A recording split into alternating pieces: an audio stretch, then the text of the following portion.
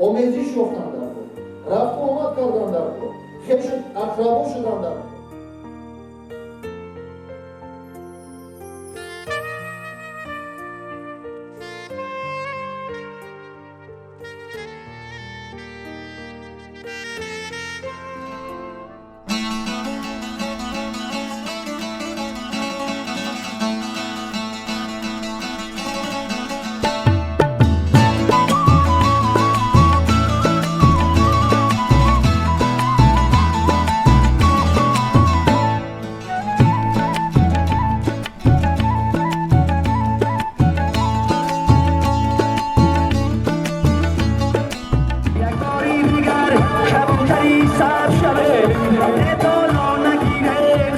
شناوی در با شما را میمانم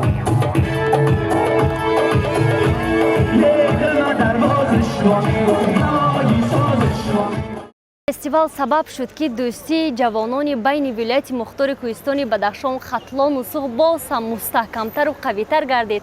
вақте ки мо агар ногаҳоне ба ноҳияи дарвозе ки ба дилхоҳ ноҳияҳои вилояти мухтори кӯҳистони бадахшон сафар намоем, дигар мо намеҳаросем ки касеро намешиносем, чунки аллакай ин фестивал сабаб шуд ки мо дӯстони зиёде пайдо намудем ва дӯстии мо боз ҳам мустаҳкамтару қавитар гардид.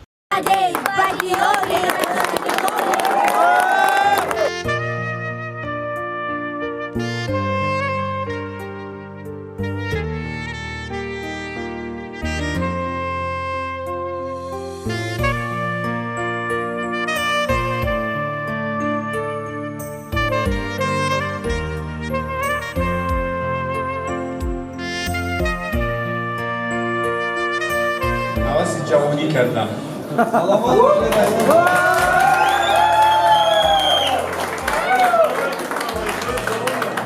گرچند عمری گذشته است.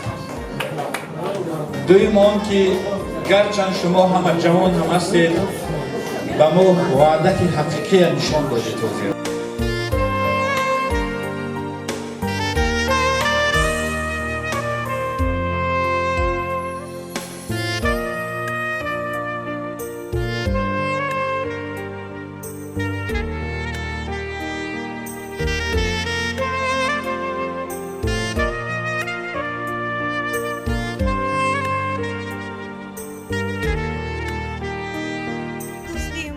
تنها به خاطر یک روز نیست، این دوستی ابدا دوستی ما در حقیقت دوست آید گرم در آغوش گیر میماند و جوانان ما هم هفته های گذشته در مناطق گوناگون جمهوری ما سفر نمودن، از اون الهام تازه گرفته، مخصوصا باز همون جوانان آمده این مهمانان این جوانان را همچون میزبان قبول نمودن، پیشواز گرفتن.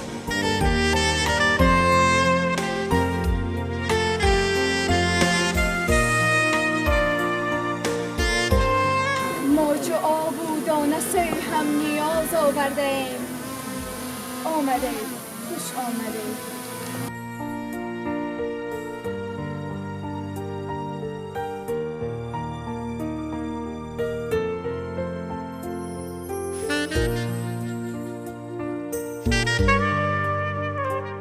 هر یک جوان در عمق دلش پیش از همه مخصوص احساسی گرمی وطن دوستی دارد.